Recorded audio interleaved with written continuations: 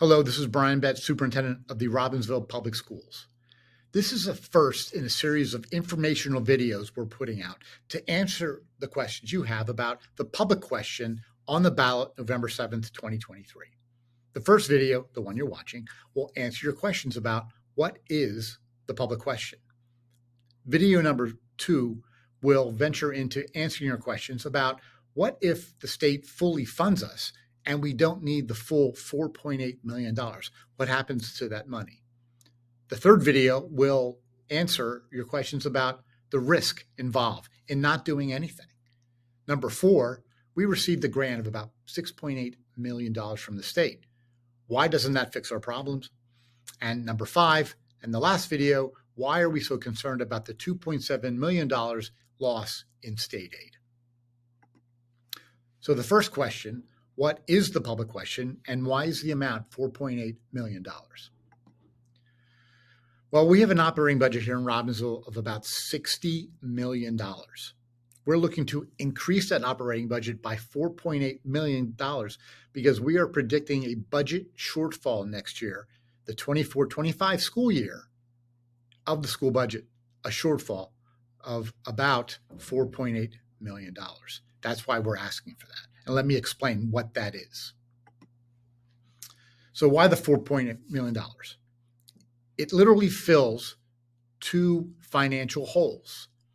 The $2.1 million is the hole due to necessary increases in costs, fixed costs, custodial services, transportation, salaries of all of our employees. All of those are rising, and we don't have the revenue to cover those increased necessary costs to run a district.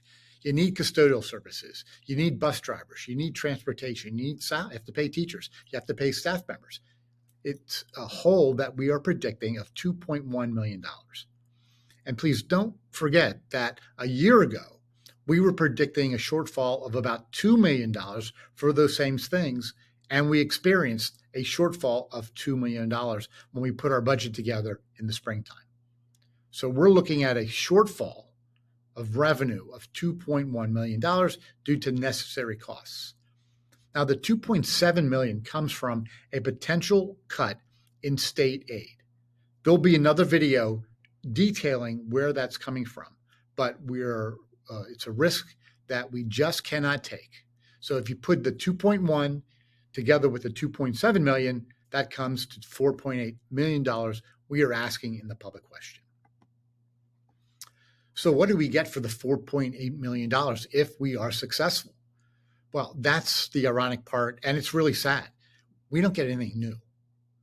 We just don't. We keep what we have status quo. We don't have to make cuts. We won't have to lose programs. We won't have to lose staff members. It just gives us everything we're offering for our students. And please don't be mistaken or fooled into thinking that we have some type of mediocre school district here. We have an amazing school district. Robbinsville is just a sensational school district, a high-performing district, but it costs some money to make it run. We're asking to maintain the amazing things we have here for our students, the staff, the programs, the clubs, the athletics. Everything we have to offer is at stake. So what do we get for $4.8 million? We get to keep the amazing stuff here in Robbinsville. We're not adding anything. We just stay status quo, which is still pretty good. We just don't want to cut into this amazing district that we have. So these videos are meant to keep you informed. So please get informed. Vote November 7th. There is a website right there that leads to a drop-down menu on our district website, which will give you all the information you need to know to be an informed voter come November 7th. So please watch the videos, read the information, and if you have any questions about any of this, please give me a call or shoot me an email. I will be happy to answer any and all of your questions.